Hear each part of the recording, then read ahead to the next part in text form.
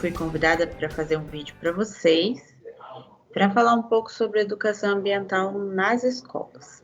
Tá? Eu montei uma apresentaçãozinha para a gente se motivar. Eu sou engenheira ambiental de formação, fiz mestrado, doutorado em ciências na USP, passei um tempo na Alemanha, e depois que eu voltei para o Brasil e vim para Campo Grande, que é a minha cidade natal, eu passei a trabalhar com educação ambiental em todos os níveis de educação. E na escola, né, de educação infantil, ensino fundamental, ensino médio, foi um desafio para mim, principalmente que eu sou engenheira, tenho uma linguagem técnica, mas a gente foi trabalhando nisso e transformando, né, os conteúdos técnicos em conteúdos que todo mundo pode entender. E isso foi essencial, eu acho que é exatamente esse o trabalho da educação ambiental. E aí eu tenho participado de alguns encontros para fazer capacitação de professores de escolas, né? Diretores, coordenadores e professores. E é bem bacana essa iniciativa de algumas prefeituras e algumas escolas, né, que fazem esse convite.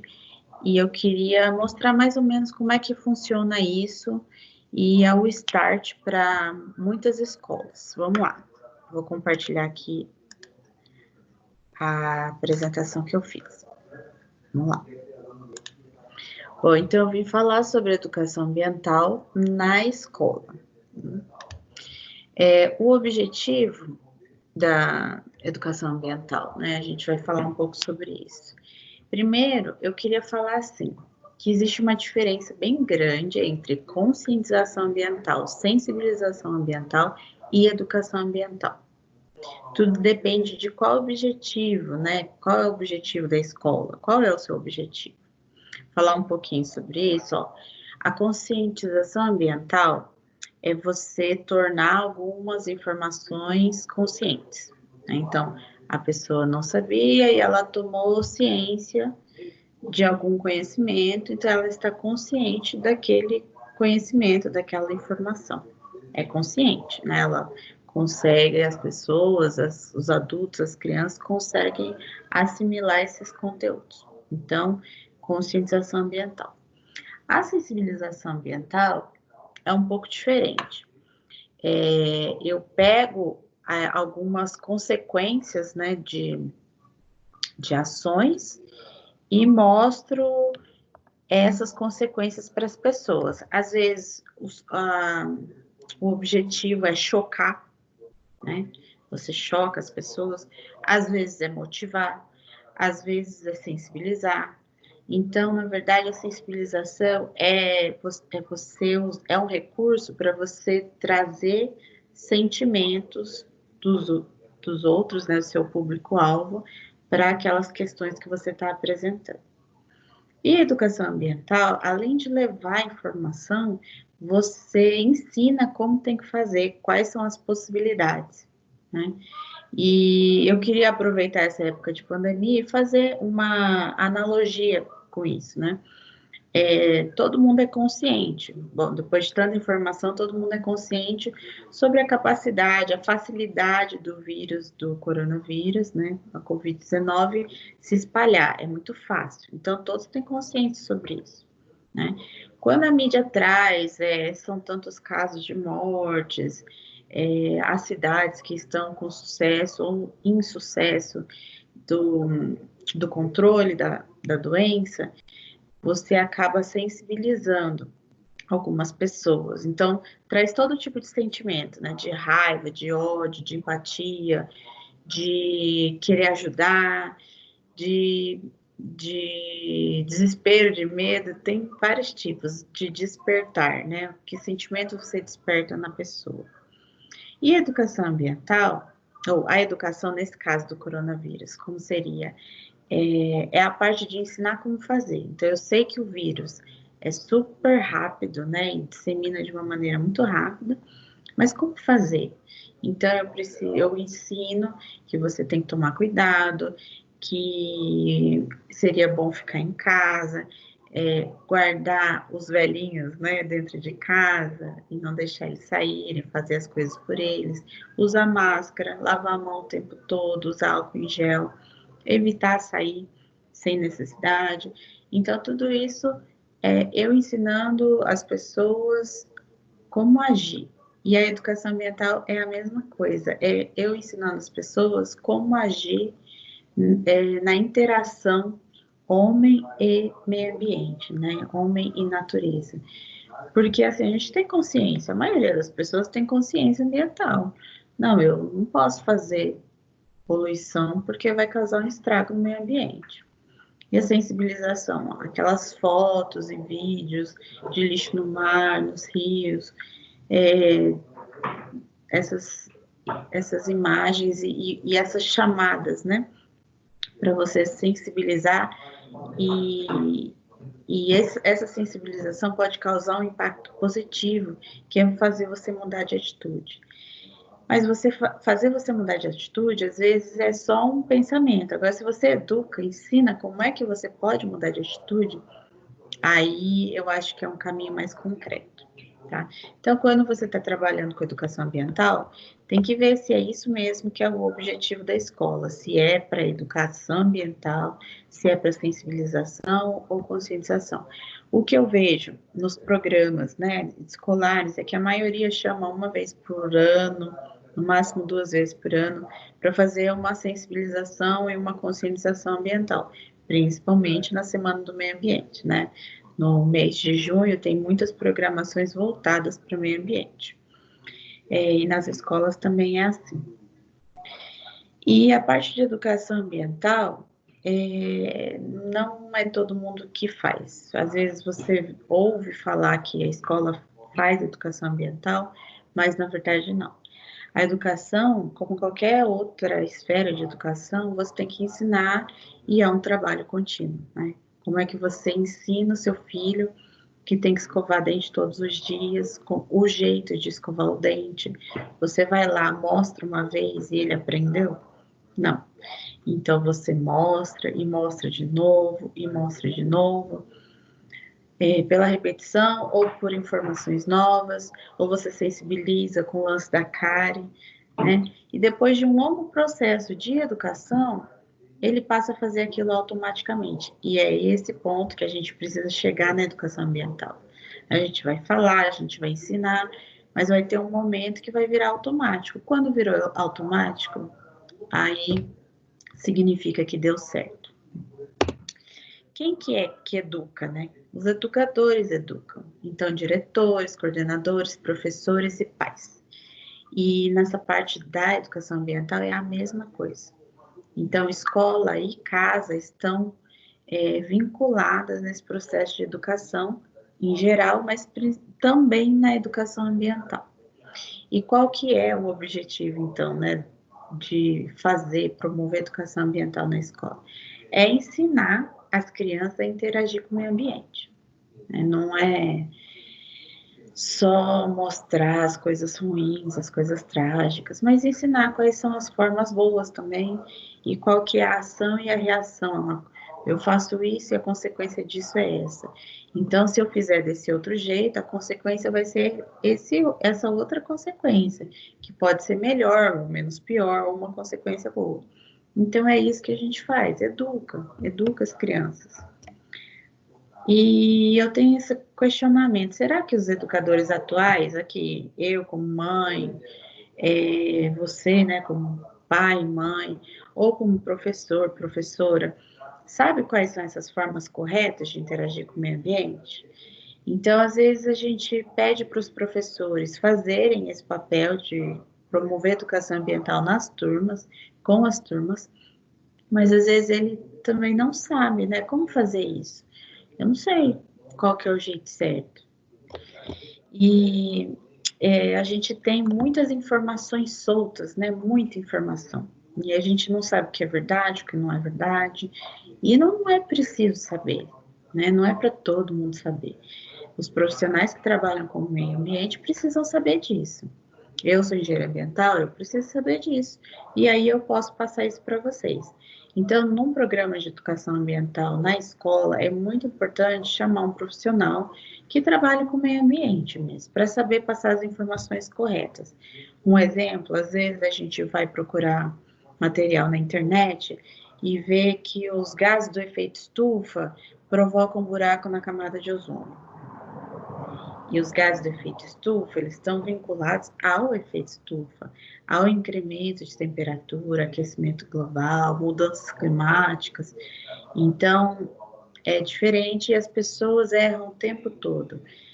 Até em apostila de autoescola tem uma parte ambiental, por causa dos carros, né, combustíveis fósseis, e eu já vi erros desse tipo. Então, deixar o professor trazer essas informações sozinho pode ser perigoso, porque pode passar, não por querer, né? Sem querer mesmo, passar uma informação incorreta. Então, os professores que vão fazer educação ambiental, eles precisam passar por treinamentos ou receber as informações corretas, organizadas, né? As informações que são verídicas. E entre os professores, como vários professores entram no papel da educação ambiental, é importante que todos falem a mesma língua. Essa foto é um treinamento que eu fiz com professores da rede, né, de escolas públicas de um município aqui no Mato Grosso do Sul, e a gente fez convergir esses conhecimentos para esse grupo de professores. Eu acho que eram 60 professores, ou 80 professores, alguma coisa assim, e aí todos estavam, no final, né, do curso, estavam aptos a passar as mesmas informações, né? E além do curso, né, que eu ministrei, tem um material disponível para consulta. É importante ter esse material disponível, né? Você não vai aprender em uma aula só, né? O educador também precisa passar por esse processo de aprendizagem e ele precisa ter contato com isso várias vezes. Então, tudo bem. Se uma aula não foi suficiente, você tem um material de apoio. E é recomendável, então, que os professores, a escola traga esse tipo de curso várias vezes no ano, mas pelo menos duas, né, para capacitar os professores. Um exemplo, né? O exemplo é sobre como é que é o jeito mais fácil de ensinar as crianças. É o exemplo. Então, agir dá mais resultado do que falar. Então, agir na frente da criança dá mais resultado do que falar. Né? Falar, esse é o jeito certo. Então, uma das coisas que a gente fala nesse momento de educação ambiental com os professores é tentar trazer eles para o nosso time, né, do meio ambiente. Então, quais são as formas mais adequadas de descartar resíduos, de se comportar quanto à alimentação, a consumo consciente, a compras, a descarte dos resíduos, a reuso. Então, a gente ensina isso e você incorporando isso na sua vida, é mais fácil, você fala e ensina as crianças com propriedade. E para a escola é a mesma coisa, você ter esses caminhos dentro da escola, né, até com a própria coleta seletiva, não, com a separação dos resíduos dentro da escola, com hábitos, né, sustentáveis dentro da escola, é importante para mostrar um exemplo para as crianças vivenciarem esse exemplo. E aí fica muito mais fácil de educar essa criança. E então a gente precisa formar esses bons exemplos, né? E aí que entra também essa parte do curso de capacitação dos professores. Ninguém sai com a mesma cabeça. Você entra no curso com alguma cabeça, com alguns pensamentos, né, sobre o que seria educação ambiental, e você sai ali já um pouco diferente, vira uma pessoa diferenciada, porque a gente no curso traz essa responsabilização, né, que é individual e que interfere no coletivo. O que é necessário, né, para iniciar um programa de educação ambiental na escola? Precisa de dinheiro? Precisa, claro que precisa. Mas não precisa de muito dinheiro se for bem planejado. E se é um exemplo que não tem dinheiro, não tem, né? Você pode ter no planejamento, fazer um tópico, né, sobre como angariar fundos, como captar recursos financeiros. Então, eu fiz uma tabelinha assim, mais ou menos o que é necessário nesse processo de educação ambiental. Primeiro, você precisa ter vontade. Então, o despertar vai acontecer espontaneamente em uma professora, em um professor, em um coordenador, diretor de escola, dono de escola, ou parte de alguma instituição. Então, a Semadur, que é o nosso órgão ambiental aqui em Campo Grande, faz uma checagem e solicita que façam programas de educação ambiental na escola. Então, vem daí, né, esse despertar. Aí você tem que fazer um planejamento. Então, a escola decidiu fazer educação ambiental e um grupo vai ter que ser organizado para fazer esse planejamento. Quais são as estratégias, quais serão as etapas desse programa de educação ambiental. E esses dois últimos são tópicos que eu vou falar agora e vou falar depois. São importantíssimos dentro de um projeto de educação ambiental. Você precisa registrar as coisas que você faz, que os professores fazem, que a escola faz. E você tem que avaliar, né? Tem indicadores, números, para saber quantas aulas foram dadas, né? Passadas sobre o tema, quantas aulas sobre o tema de resíduos sólidos, quantas aulas sobre o tema de águas, poluição atmosférica, poluição do ar. Então, quais são os temas, quantas vezes, quantos alunos assistiram, quantos professores foram capacitados. Então, o tempo todo a gente vai registrando isso e anotando isso para conseguir fazer uma avaliação. A avaliação também é uma coisa que precisa ser frequente, tem que ter uma periodicidade, porque é aqui na avaliação que a gente vai ver se a meta está sendo atingida ou não. Então, são várias metas que a gente propõe dentro do planejamento. E aí, se não está conseguindo atingir a meta, então o que a gente pode fazer para melhorar? Então, às vezes a gente faz campanhas de arrecadação de recicláveis. Né? No primeiro mês, faz quanto que você faz a cada 2 meses. Então, no primeiro bimestre, você conseguiu 10 metros cúbicos de resíduos. No segundo, não, vamos começar abaixo, né? Começou 1 metro cúbico de resíduo. Aí você, eu quero aumentar, minha meta era 5. Então, o que eu posso fazer para aumentar? Vamos motivar? Como a gente pode motivar? Aí, no segundo bimestre, já aumentou para 2 metros cúbicos. Olha, legal, mas a gente não chegou na meta ainda. O que a gente pode fazer? Então, vai melhorando isso. E aí, ó, que eu falei que dentro do planejamento, a gente pode ter colocar formas de captação de recursos. E os recursos materiais também podem ser adaptados, né? Para não custar no primeiro momento. O importante é começar, e dentro do planejamento, o começo é fornecer as informações ambientais corretas para aqueles que vão repassar as informações, que são os professores. Aqui. Eu fiz aqui um passo a passo, uma tabela de um passo a passo, que é uma receita de bolo para fazer educação ambiental na escola. Essa é uma receita. Existem várias receitas de bolo, existem várias receitas para fazer educação ambiental na escola. Então, eu coloquei, defini um grupo de planejamento, né? Alguém vai ter que coordenar isso, um grupo vai ter que coordenar isso. Vai ter que fazer capacitação dos professores, fazer captação de recursos, lixeiras e cartazes, estruturar a escola com materiais, né, para promover o descarte segregado dentro da escola, cartazes informativos. Você tem que também ensinar e determinar alguns fiscais orientadores.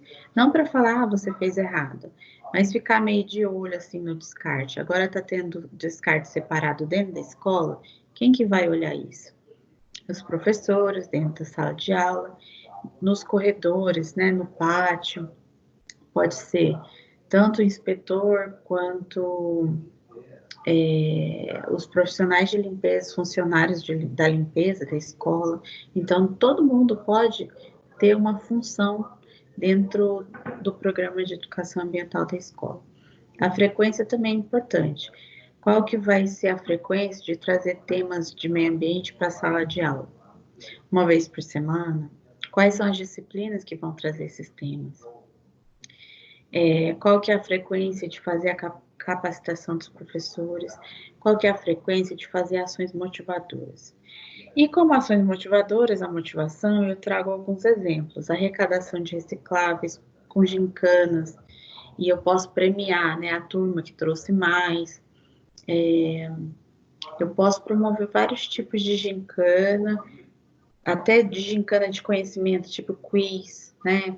Um debate, eu posso fazer isso. Eu posso promover oficinas de compostagem, oficinas de confecção de utensílios com recicláveis, latas, garrafas PET, papelão. Então, a gente pode fazer algumas coisas desse tipo e os alunos adoram. Registrar de novo, eu coloco aqui e fazer a avaliação periódica. Então, esse é um passo a passo que eu coloquei, são coisas que não pode faltar. Você pode fazer mais coisas ou até simplificar, mas eu acho que esse jeito que eu coloquei aqui são coisas básicas que tem que ter dentro do planejamento. Aqui dos registros, né? Além dessa parte quantitativa, que eu posso gerar gráficos, figuras, né, contabilizando, trazer números, tabelas. Nossa escola arrecadou 5 metros cúbicos de plástico, de papelão, uma tonelada, pode ser 1 tonelada de resíduo de vidro. Então, traz isso e coloca, estampa na escola. Aí as pessoas se sentem fazendo parte, né, pertencendo àquele processo. Isso é muito bacana. E também fotografar as ações. Aqui era uma dinâmica que eu promovi com crianças de 5 e 6 anos. Não, com crianças mais novas também. Então, levei vários tipos de resíduos, apresentei, mostrei, e eles puderam pegar e fazer a separação lá dentro da escola. Foi muito legal, eles acharam super divertidos e eles conseguiram fazer certinho. Eles aprenderam, né? Eu ensinei, eles aprenderam e conseguiram executar. E isso é muito bacana. Mas então, traz esses registros, né? Divulga esses registros também, para motivar o pessoal a participar. E eu quero trazer um pouco sobre cartilhas e cartazes. Às vezes, eu vejo várias escolas trazendo cartilhas prontas de educação ambiental, né? Dentro de algum programa, de algum edital, que financia, né? Com recursos públicos, principalmente, a gente vê isso. Cartilhas, a gente manda fazer cartilhas. E a minha dica nesse momento, principalmente no começo, quando você está implantando um programa de educação ambiental, é que você não compre essas cartilhas de começo, é que trabalhe, desenvolva com os alunos os temas e os próprios alunos, junto com os professores, desenvolvam essas cartilhas e esses cartazes. Por quê? Porque tem outro valor. Vai ter um momento que você vai poder fazer com algum profissional, né, os cartazes. Eu acho que isso é bem válido. Mas junta com cartazes que as crianças fizeram. Dá sentido, né, para eles fazer desse jeito. E as cartilhas é a mesma coisa. Primeiro educa, ensina mesmo. Depois você pode até fazer a cartilha em gráfico e distribuir. Eu passo como atividade para os professores montarem cartilhas. Cada um vai fazer sua cartilha individual, né? Então, nessa aula você vai falar sobre esse tema, vai montar lá uma folha ou 2 folhas com aquele conteúdo que aprendeu e vai ser guardado. E aí, na próxima vez que for tratar alguma temática ambiental, faz ali também junto. No final, junta tudo aquilo e formou uma cartilha. Então, os alunos estão fazendo a própria cartilha de educação ambiental. Às vezes eles fazem o próprio cartaz, né, identificando os tipos de resíduos, para colar na geladeira, na parede, na cozinha, para ensinar, né, até os pais a fazerem a separação de resíduos dentro de casa. Depois que você passou por esse processo, aí eu acho que é válido fazer cartilhas e cartazes em gráficas, contratando um profissional para fazer isso. Por que eu falo para não fazer no começo, né? Pode fazer, tudo bem, pode fazer.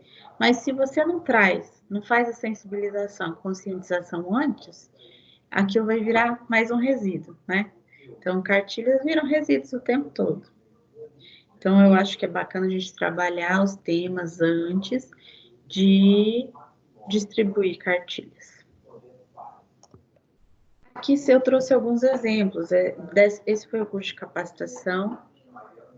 Além de fazer o curso, né, de mostrar, trazer slides, fazer dinâmicas, eu levei eles para a UTR da cidade.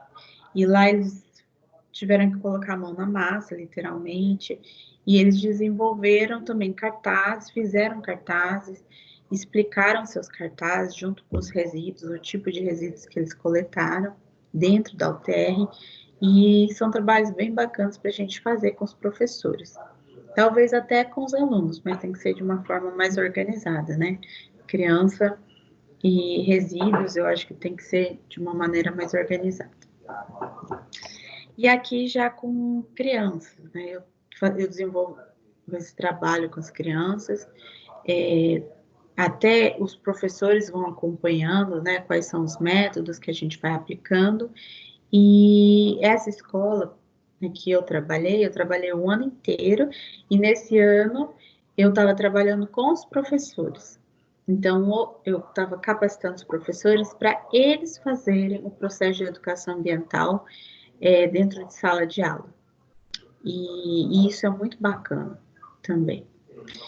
Então, aqui eu trouxe, a gente usa muitos recursos, né? Até de desenhar, data show com gráficos, passo filmes. Aí, para crianças maiores, a gente faz palestras. Eu fiz uma dinâmica sobre consumo consciente, que é essa do carrinho de supermercado e vários produtos, as crianças com carrinho de supermercado pequenininho. Então, é muito bacana. Contação de história, né, sobre a temática ambiental. Então, tem vários artifícios que a gente pode usar em várias disciplinas. Eu posso trabalhar educação ambiental na geografia, ciências, história, matemática, biologia, em várias áreas de conhecimento. Eu posso sim. E aí a gente só precisa trabalhar como? Teve uma escola, essa da foto aqui das crianças maiores, que um professor, eu acho que era uma professora de matemática, ela desenvolveu um projeto, né, dentro da escola, de educação ambiental. Então, eles começaram a acumular montanhas de copos descartáveis, a escola tinha copos descartáveis para oferecer para os alunos beberem água, e eles empilharam durante um mês. E essa pilha, né, de copos descartáveis usados foi para a Feira de Ciências para mobilizar. Isso foi sensibilização, né? Para mobilizar a galera. Falando, nossa, olha o tanto de copo que a gente jogou fora. A gente usou 5 segundos e jogou fora. Pois é. E depois disso, a escola baniu os copos descartáveis. Não é mais distribuído, não fica lá mais disponível. Então, as crianças, né, os adolescentes levam seu próprio copo, garrafa. A escola até distribuiu squeeze, né, aquela garrafinha de água para os alunos. E aí pronto, foi banido. Se eu tivesse feito de uma maneira mais autoritária, né, falando, não vai ter mais copo descartável, ia gerar um sentimento de revolta, a escola está economizando, não quer gastar, está cortando, né, recursos, é um absurdo, ainda mais dentro de uma escola particular. Então, a gente fez esse trabalho de sensibilização, e aí todo mundo topou na hora. Quando falou, não vai ter mais copo descartável, vocês lembram daquele projeto que a gente fez? Pronto, todo mundo já estava sabendo, e fizeram, e foi assim, muito tranquilo. Então, os copos descartáveis foram banidos naquela escola. E é isso que eu trouxe para vocês, né? Que é um caminho longo, porque o ensinar é, né, um caminho longo, não é fácil, mas é possível e é necessário. A educação ambiental, inclusive, é obrigatória nas escolas, né? E as escolas têm que enxergar a educação ambiental como algo curricular. Então, as escolas que eu trabalhei colocou a educação ambiental dentro da grade curricular. E isso é um diferencial para as escolas.